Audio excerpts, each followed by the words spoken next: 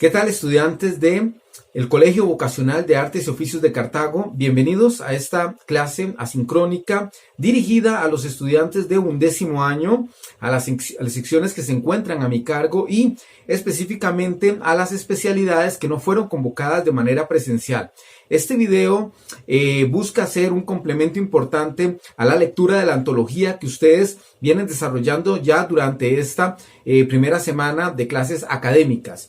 De forma tal que quiero hacer un abordaje temático de las primeras 20 a 25 páginas de la antología, páginas que es importante que ustedes vayan ya leyendo y a partir de ahí haciendo la respectiva comprensión de lectura, informe o comprobación de lectura que hablaremos más adelante. Bueno, en este presente video quiero hacer un abordaje temático de estas primeras páginas del libro, de la antología, que hacen referencia a la lectura del historiador costarricense David Díaz y el análisis que hace de la Costa Rica post-independencia, la Costa Rica que surge a partir de 1821, una Costa Rica heterogénea, una Costa Rica con una serie de connotaciones que vamos a ir estudiando y analizando, y los cambios que se van a ir produciendo a lo largo de este periodo y por lo menos hasta 1870. No obstante, vamos a realizar en este tutorial, en este video, un abordaje temático de estas primeras páginas. Repito, lo importante aquí es que ustedes vayan haciendo la lectura de la antología, que sigan al día de acuerdo a la calendarización que viene detallada en las orientaciones académicas, y de esta forma que el video constituya pues una explicación magistral precisamente de esas páginas que les ayude a ustedes a comprender mejor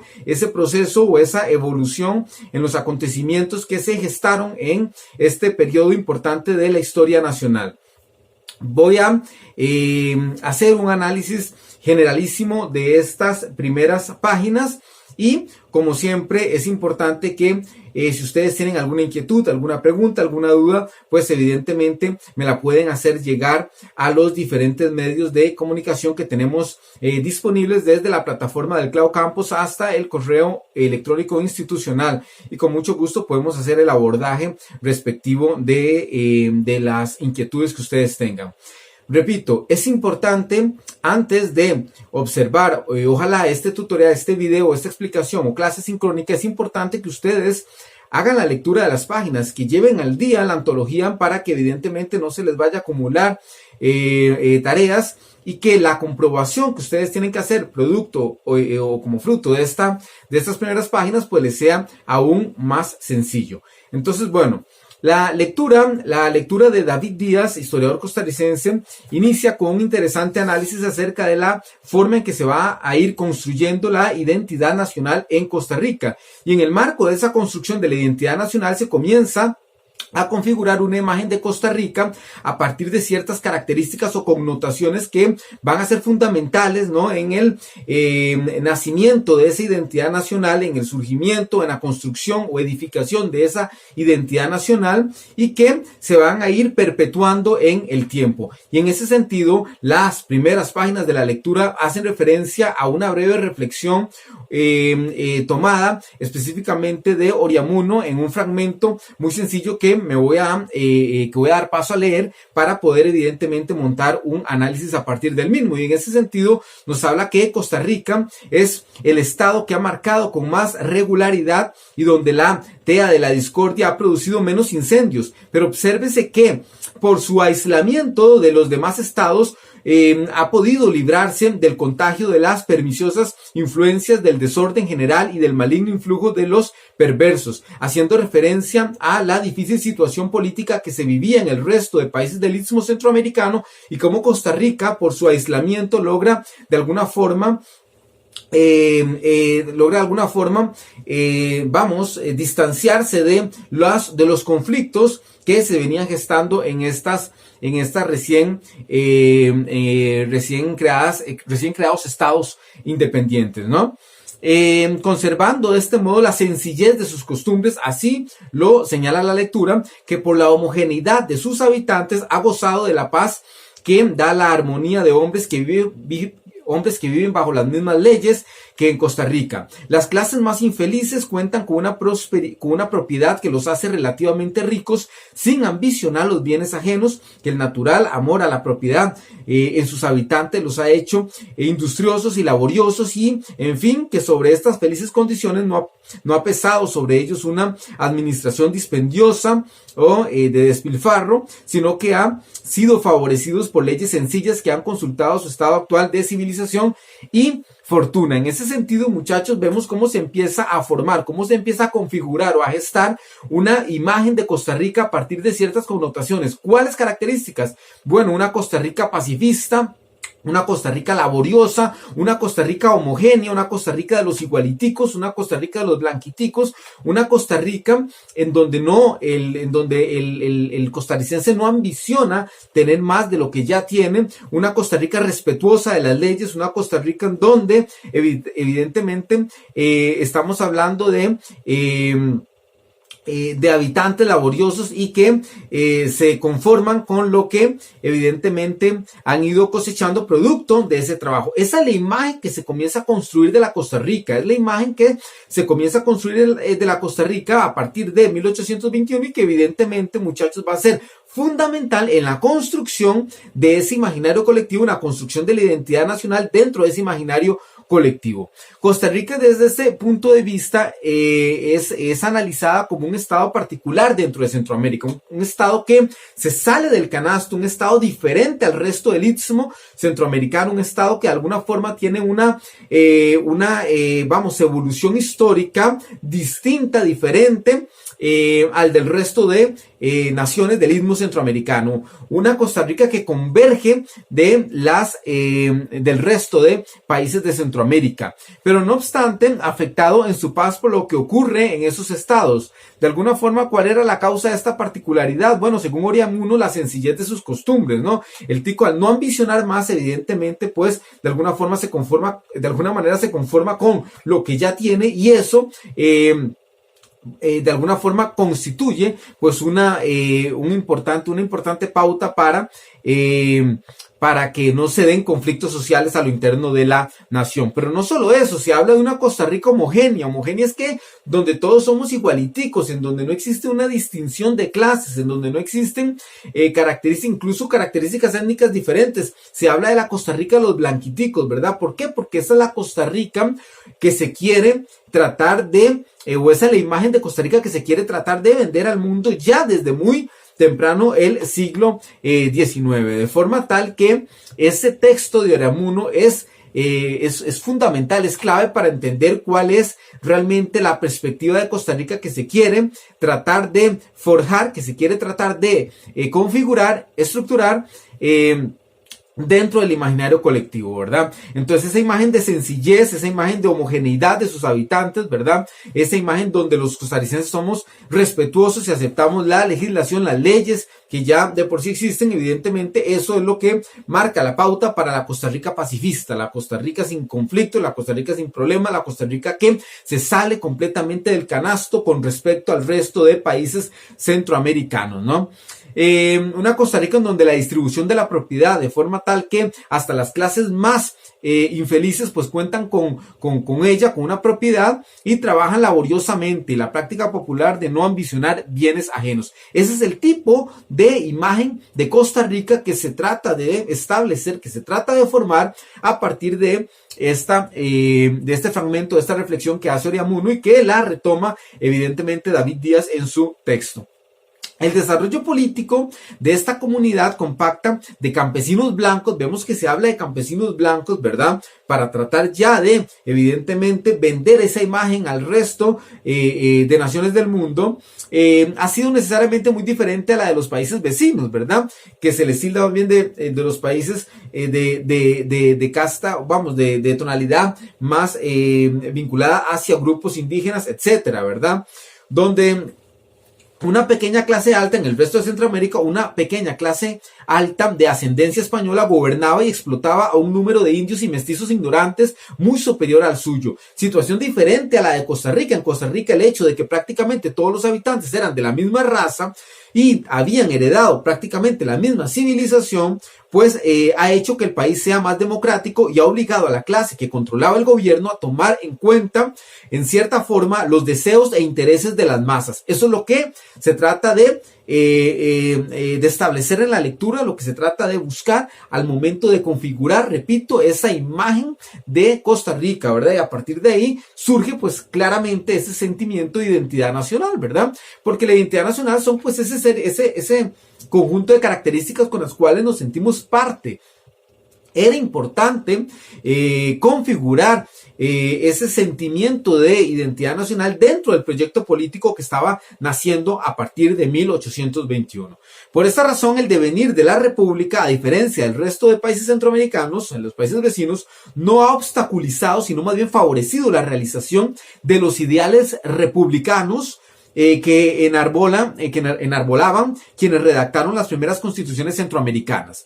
Los pequeños propietarios siempre han ejercido una fuerte influencia a favor de la paz y de un gobierno estable, ya que rara vez han intentado hacer revoluciones y más bien se han inclinado por tomar el mismo bando de las autoridades electas cuando los políticos descontentos tratan de sumir el país en la guerra civil. Eso es, repito, parte de lo que se trata de vender de Costa Rica al resto de países. Y la forma también no solo de vender, sino es la forma en que es vista Costa Rica para principios del siglo XIX, estamos hablando de 1821, el momento en que se alcanza la independencia. Ese es el tipo de Costa Rica que se está configurando, que está surgiendo, que está naciendo, ¿verdad? Con esas connotaciones, con esas características, unas características de homogeneidad, repito, unas características de respeto a las leyes, una característica evidentemente de personas o habitantes laboriosos, que no ambicionan, trabajadores, etcétera, ¿verdad? Ese es el tipo de imagen que se trata de ir configurando de Costa Rica, y a partir de ahí existe un proyecto político para que la identidad surja a partir de esas connotaciones, a partir de esas características, ¿no? Y evitar así cualquier tipo de revuelta social importante, ¿no? La identidad nacional, entonces hay que tener claro que es una invención. La identidad nacional es una invención. ¿De quién? Una invención de las élites políticas gobernantes. Son las élites políticas gobernantes los que van a ir configurando ese sentimiento de identidad nacional, ¿no? A partir de una serie de simbolismos, a partir de una serie de elementos que tratan de ir estableciendo pues un proyecto unitario, un proyecto político en función a ciertas connotaciones que a la postre, repito, lo que buscan es tratar de hacer que toda la población se identifique con lo mismo, hablemos de una bandera, de un escudo, de un himno, de ciertas características, de ciertas costumbres, etcétera, ¿verdad?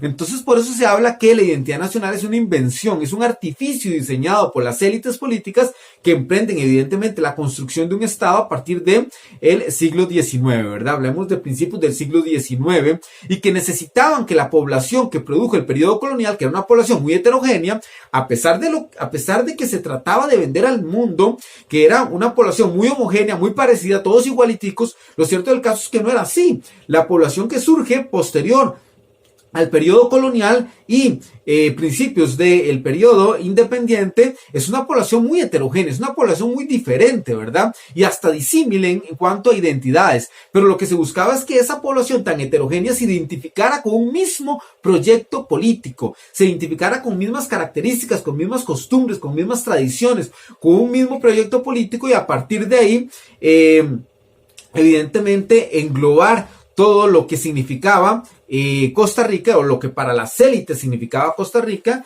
en cuanto a ese sentimiento de identidad nacional. Lo que hacen esas élites entonces es diseñar etiquetas, o sea, crear imágenes discursivas que representen y resuman lo que es la población, la población del país según sus intereses. Esa población que es laboriosa, esa población trabajadora, esa población que no hace revueltas populares, esa población de blanquiticos, esa población que todos viven felices, que todos viven contentos. Ese tipo de imagen o ese tipo de discurso es el que se trata de ir estableciendo dentro de ese proyecto político, ¿verdad? Y que todos los costarricenses nos identifiquemos con ese discurso.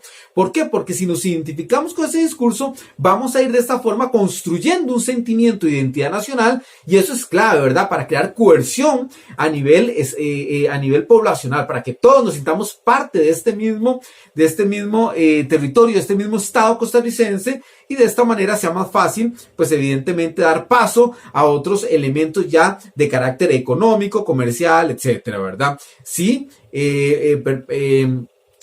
dejando de lado pues cualquier tipo de revuelta social que se pueda gestar, ¿verdad? No va a haber una revolución social en la medida que todos nos identificamos con un mismo proyecto político, que era lo que buscaban las élites. Entonces, repito, lo que hacen las élites es crear imágenes discursivas que representen y resuman lo que es la población, ¿verdad? Según sus intereses, y las lanzan evidentemente al consumo de las clases populares a través de discursos, de fiestas cívicas, ¿verdad? Evidentemente, de periódicos, textos escolares. En ese sentido, la educación o el sistema educativo se convierte en un instrumento de las clases dominantes, un instrumento de las élites dominantes, de las élites políticas, para enviar ese mensaje a el resto de la población, ¿verdad? Entonces el sistema educativo va a ser clave en la construcción de la identidad nacional, ¿verdad? Porque de alguna forma es a partir del sistema educativo que se va a ir construyendo ese discurso, ¿verdad? Y se va a ir evidentemente alimentando y va a ir reproduciéndose en el tiempo a partir de ese sistema educativo, ¿no? Y la celebración de ciertas fiestas cívicas, etcétera. Entonces, bueno, aquí hay un periodo importante que vamos a analizar y que hace referencia a la lectura de David Díaz, ¿verdad? En las primeras 25 páginas, que es el periodo de 1821 a 1870. Sí, es un periodo muy convulso, es un periodo complejo, es un periodo efervescente, es un periodo de cambios y transformaciones, es un periodo de una profunda metamorfosis en Costa Rica desde el punto de vista político, social, económico, pero también cultural, ¿verdad? ¿Por qué? Porque es un periodo en el que sucede de todo, en el que pasa de todo en Costa Rica. Hablemos desde el momento en que se da lo que es la llegada del Acta de Independencia de Guatemala, octubre de 1821, ¿verdad? Y todo lo que ello generó en Costa Rica, ¿verdad? Y todo ese proceso de efervescencia, ¿verdad? Y de incertidumbre acerca de qué iba a suceder con Costa Rica ahora con el acta en nuestras manos, ¿verdad? Hablemos de la creación de la primera constituyente, el pacto fundamental interno, el pacto de concordia, ¿verdad? Sentando las bases de la institucionalidad de nuestro país, de forma muy temprana, ¿verdad? Eso es un punto importante y medular en este discurso. Pero también hablemos de la situación post-independencia, ¿verdad? Lo que sucede una vez que se logra o se alcanza la independencia, cuáles son las decisiones que va a tomar el país, ¿no? O el Estado costarricense, las decisiones que va a tomar el Estado costarricense de aquí en adelante, ya que habían pues varios escenarios posibles, ¿verdad? Lo que era adherirse al Imperio Mexicano, formar parte de la Gran Colombia, formar parte de Centroamérica como un todo, o de alguna forma continuar como como un Estado independiente, que era probablemente lo que menos se quería, ¿verdad? Entonces, bueno, este es un periodo muy convulso que es el que finalmente nos lleva a lo que es la guerra de Ochomogo, y que va a ser también muy importante y clave también en los episodios que surgen en la guerra de la Liga para tratar de terminar con los localismos en Costa Rica. Era importante terminar con unos localismos, ¿verdad? Para que todos formáramos parte de un mismo, de un mismo territorio, nos sintiéramos parte de una misma nación, y de esta forma el proyecto político que busca configurar la identidad nacional pues fuera exitoso, ¿verdad? Entonces, la manera en que la guerra de la Liga también se da, y a partir de 1835, y cómo se logra de esta forma terminar con los localismos, pues es clave también este periodo en estudio. Pero no solo ello, sino también las transformaciones que surgen con la llegada de don Braulio Carrillo Colina al poder, los cambios desde el punto de vista institucional, desde el punto de vista jurídico, porque don Braulio Carrillo estableció pues todo lo que es el marco jurídico, el primer marco jurídico que tuvo nuestro país a nivel de códigos y demás. Es clave el análisis que se tiene que hacer en ese sentido y en la formación de ese sentimiento o esa erraticidad dentro de Costa Rica, que se logra, que se alcanza con Braulio Carrillo Colina. La incursión o la inserción de Costa Rica al mercado internacional también a partir de 1840 ya con más fuerza y con la introducción del café, ¿verdad? La producción cafetalera en ese sentido que nos va a dar a nosotros pues los cimientos de lo que va a ser la Costa Rica desde el punto de vista económico. Todo eso se da en este mismo periodo, ¿verdad? De 1821 a 1870. No podemos de ninguna manera dejar de lado la gesta del 56, que va a ser clave en la construcción de esa identidad nacional, de ese sentimiento de patriotismo, ¿verdad? Y a partir de ahí también surge el héroe nacional, de forma tal que la gesta heroica del 56 o incluso el periodo o la década del 50 al 60, 1850, 1860 es una época muy convulsa, muy efervescente, pero también de muchos cambios a nivel político que van a marcar una pauta importante en la historia nacional que ciertamente incide hasta nuestros días. De forma tal que es un periodo sumamente complejo de estudiar, de analizar, hasta llegar a 1870, momento en que toman poder los líderes de corte liberal y se dan pues otra serie de transformaciones. Entonces ese es el primer periodo en estudio que vamos a tener de aquí en adelante con la lectura de David Díaz. Entonces en el siguiente video vamos a continuar con esta reflexión, con este análisis de las primeras páginas de la antología. Vamos a dejar aquí y en la segunda parte continuamos.